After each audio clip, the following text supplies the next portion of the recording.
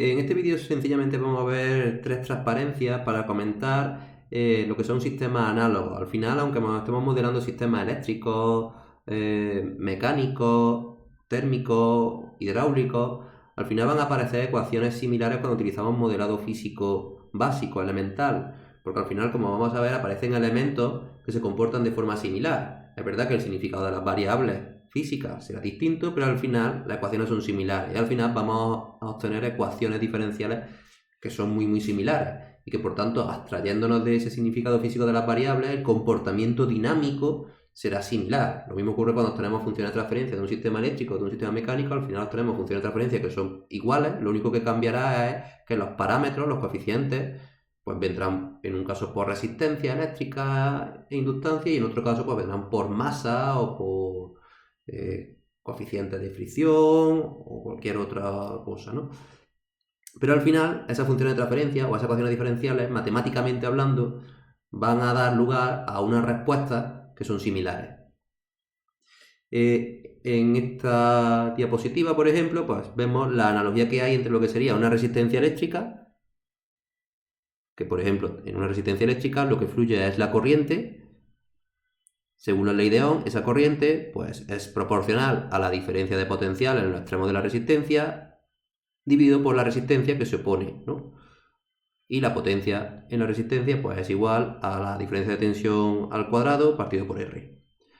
Esas ecuaciones son harto conocidas. Pues bien, en un movimiento de traslación tenemos también el elemento del amortiguador.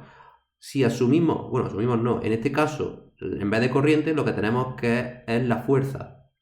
Y en un amortiguador sabemos que la fuerza es proporcional a la diferencia de las velocidades entre sus extremos. Parecía una fuerza que era proporcional a la velocidad relativa de sus extremos.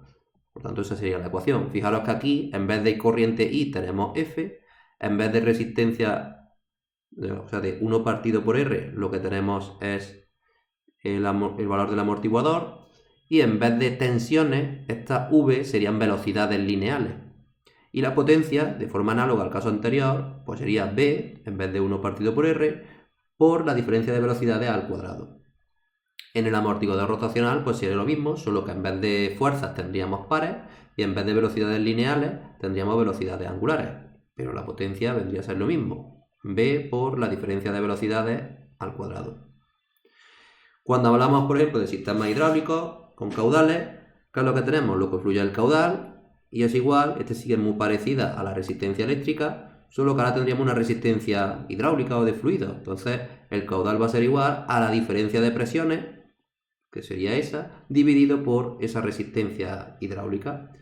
Y la potencia, pues fijaros que es muy similar al caso de la resistencia eléctrica, 1 partido por RF por la diferencia de presiones al cuadrado.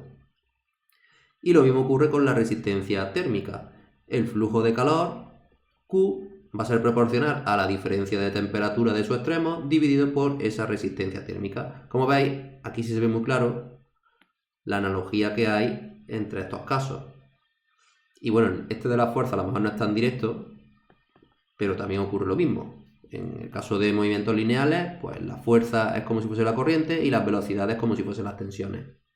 Entonces, un poco en esta transparencia lo que se muestra es eso, que en todos estos tipos de sistemas, ya sean eléctricos, mecánicos, con movimientos de traslación o de rotación, hidráulicos o térmicos, puede haber un componente que sea similar a la resistencia eléctrica y que por tanto las ecuaciones de ese componente sean similares.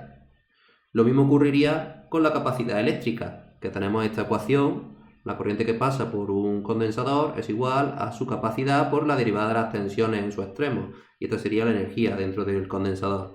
Pues en el caso del movimiento de traslación, pues tendríamos que la fuerza es igual a masa por la derivada de la velocidad. Y esto al final, ¿qué es? La aceleración. Esto al final es masa por aceleración.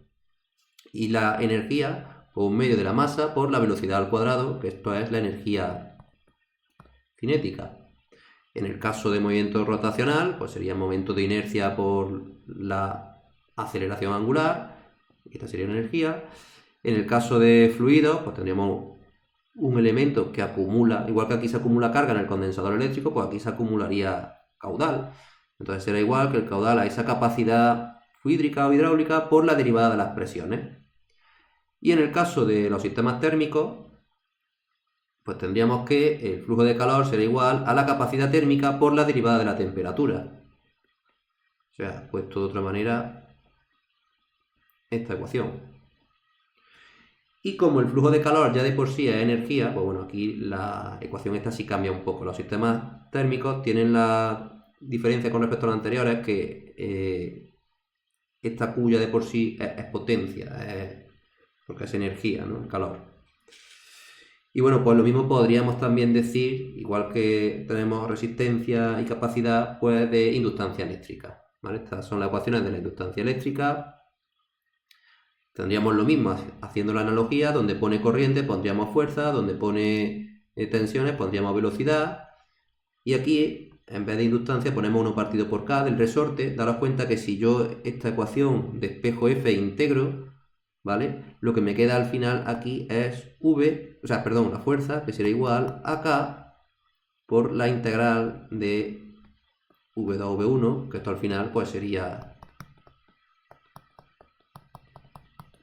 Kx2 menos x1, la ley de Hooke, que ya es conocida. Aquí tendríamos las expresiones de las potencias, ocurriría lo mismo con un resorte rotacional y lo mismo con lo que sería la inercia de fluido, de flujo, donde estas P serían las presiones, esta sería la inercia del fluido y aquí tendríamos la derivada del caudal, ¿vale?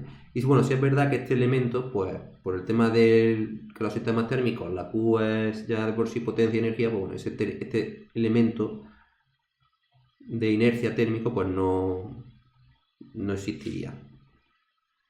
Pero vuelvo a repetir, más que nada este vídeo está para indicar que independientemente de los sistemas que estemos analizando, al final en casi todos ellos aparecen componentes que tienen un comportamiento dinámico similar.